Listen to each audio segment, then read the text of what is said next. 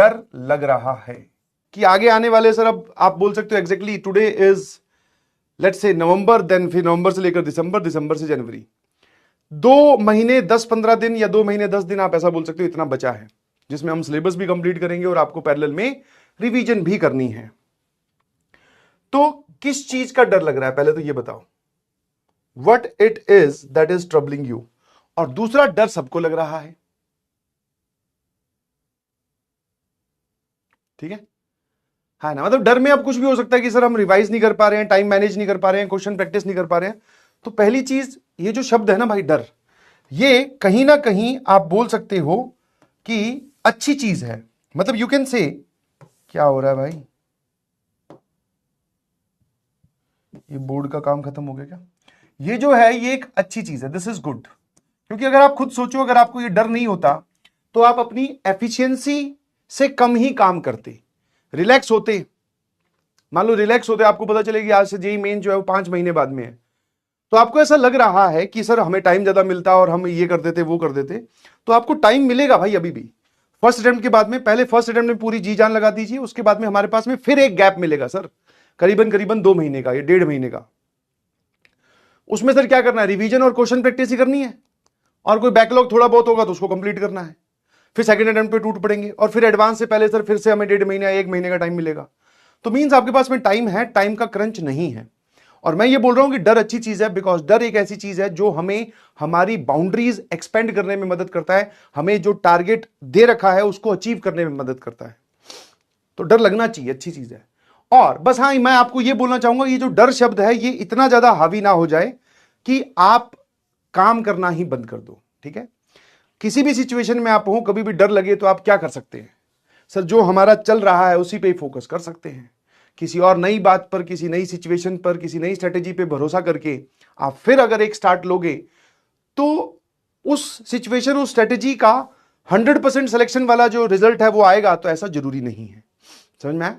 All दो जो आपको स्ट्रेटेजी बताई गई है, जो आप फॉलो कर रहे हैं, दैट इज चैप्टर कंप्लीट कीजिए, PYQ सॉल्व कीजिए, नोट्स रिवाइज कीजिए, टेस्ट दीजिए, बस यही मोटी मोटी बातें हैं जो सभी बच्चे फॉलो करते हैं और सेलेक्ट हो जाते हैं।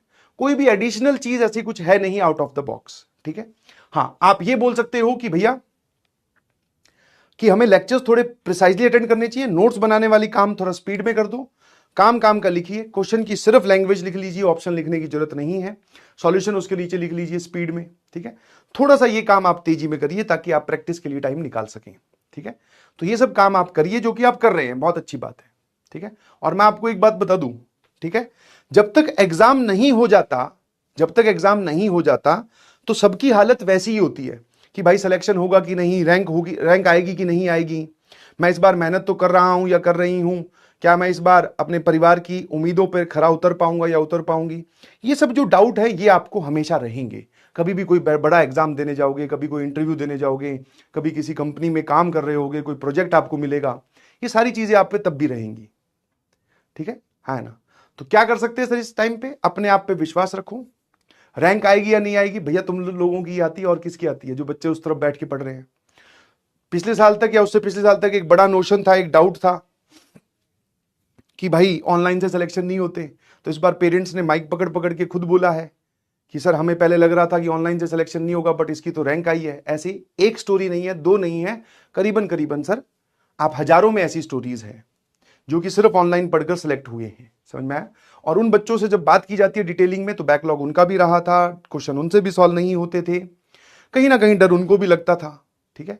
क्योंकि अब 5 मिनट में कोई आदमी अपने बारे में क्या बता पाएगा, जो वो हर एक दिन 300 दिन जी के आया है, आपकी प्रिपरेशन के 300 दिन है, तो वो 5 मिनट में क्या बता पाएगा कि एक दिन मैं रोया भी था, एक दिन मुझसे क्वेश्चन नहीं सॉल्व हुए, मेरे टेस्ट में नंबर कम आए थे, घर वालों ने डांटा भी था। ये सब बातें वो नहीं बोल पाता, but that is the part of the journey.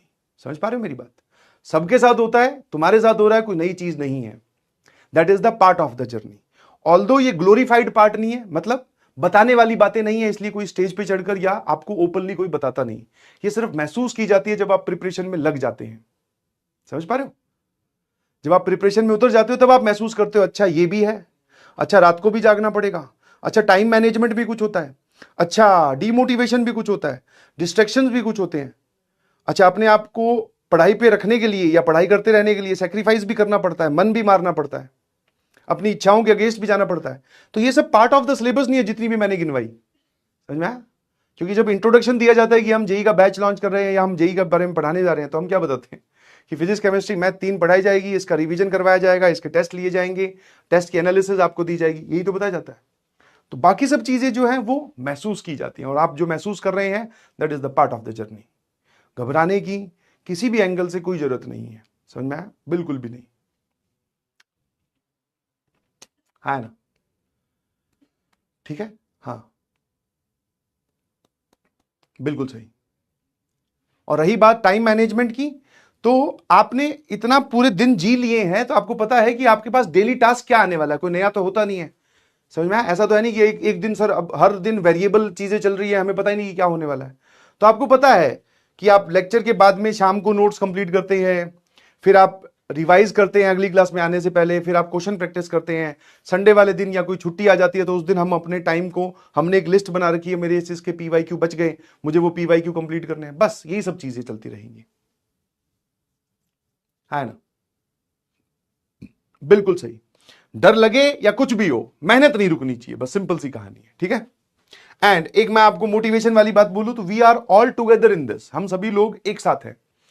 आप सब लोग अपने अपने घर पे बैठ के पढ़ रहे हो, मैं यहां स्टूडियो से पढ़ा रहा हूं, हमारी कभी फिजिकल इंटरेक्शन हुई नहीं है, हम कभी आपस में मिले नहीं है, एक दूसरे की शक्लें हमने देखी नहीं है, तो थोड़ा सा एक डिटैच है, मतलब डिटैचमेंट है। बट जब आप इस चैट को देखते हो लाइव चलती हुई, तो दैट मीन सर बहुत सारे पढ़ने वाले बच्चे हैं, लगे हुए हैं कंपटीशन में, कुछ रिकॉर्डेड देखते हैं बट कंपटीशन में हैं, तो आप वो इंगेजमेंट फील कर सकते हो।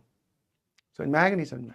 ठीक है ना? तो we are all together in this. बस होगा ये, जिस दिन तुम्हारा एग्जाम होगा उस दिन जाओगे तुम अंदर पेपर देने, और हम तुम्हारे जो टीचर्स हैं ये बाहर बैठकर यही मन में प्रार्थना कर रहे होंगे कि भाई बच्चे ने बहुत मेहनत की है या बच्ची ने बहुत मेहनत की है, भगवान उसको उसकी मेहनत के हिसाब से प्लीज रिजल्ट दे देना, ठीक है? फिर जब तुम टेस्ट दे के आते हो तो हम लोग माइक पकड़ के बाहर खड़े होते हैं कि भाई कैसा हुआ पेपर, बता। समझ में आया? और उसमें हमारी भी इच्छा यही होती है कि यार कोई, या फिर बहुत सारे बच्चे ऐसे मिलते भी हैं जो बोले सर फोड़ दिया, मजे आ गए, अब सेकेंड अटेम्प्ट की तैयारी है, ठीक है? तो उस दिन सिर्फ आप 3 घंटे या 4 घंटे के लिए अलग हो गए हमसे, बाकी हम लोग साथ में ही हैं भाई, ठीक है? और जैसा कि मैंने पहले भी बोला है, काफी बार बोला है, मैं फिर बोल रहा हूं, हमसे मिलने के लिए, जैसे तुम्हारी मुझसे मिलने की इच्छा है, मेरी तुमसे भी मिलने की इच्छा है, that is not a compulsion कि आप सेलेक्ट होंगे, आपकी double digit, single digit, triple digit rank आएगी तभी आप हमसे मिल पाओगे, नहीं, ऐसा कोई बाउंडेशन नहीं है। आप सेलेक्ट होंगे बहुत अच्छी बात है, नहीं सिलेक्ट होंगे तो भी कोई डरने वाली बात नहीं, कोई बेकार बात नहीं है, क्योंकि आपने पूरी जर्नी जी है, उसकी रिस्पेक्ट है, और वो मेहनत आपसे कोई नहीं छीन सकता। जब आप आगे चलकर बढ़ोगे जिंदगी में, तब आपको ये मेहनत जो है वो काम आएगी। हाँ, जब आप इस चीज को भी फील किया जा सकता है, अब कहां काम आएगी, किस पॉइंट ऑफ टाइम पे काम आएगी, ये तो मैं भी नहीं बता सकता, वो तो सब वो जानता है, ठीक है ना? तो इसलिए मस्त रहें, एंड व्हेन आई से मस्त रहें, दैट डजंट मीन कि रिलैक्स हो जाए, कि पढ़ाई नहीं कर रहे हैं। मस्त रहें मतलब कि ये सब फालतू की चीजें मत सोचो, सिलेक्शन नहीं होगा तो क्या है, कुछ नहीं, क्या हो जाएगा ऐसा, 1-2 दिन, जैसे आप सेलेक्ट हो भी जाओगे तब भी आपके पास में 1-2 दिन या 1 हफ्ता एक्साइटमेंट का रहेगा कि हम आईआईटी दिल्ली जा रहे हैं भाई, है ना, हम आईआईटी त्रिची जा रहे हैं, हम आईआईटी इलाहाबाद जा रहे हैं, या फिर हम आईआईटी बॉम्बे जा रहे हैं, तो वो एक्साइटमेंट भी 1 वीक का ही है। तो जब एक्साइटमेंट ही 1 वीक का है तो सर डिमोटिवेशन ज्यादा कितने दिन का होगा, 3 दिन का, 4 दिन का, झेल लेंगे सर, नहीं सेलेक्ट हुए तो कोई बात नहीं, फिर हम कुछ सीखेंगे। फेलियर हमें सिखाता है, सक्सेस कुछ नहीं सिखाती है, सक्सेस तो इंसान के यहां चढ़ जाती है भाई। तो इसलिए मस्त रहें, ये मेरी आप सभी लोगों से रिक्वेस्ट है।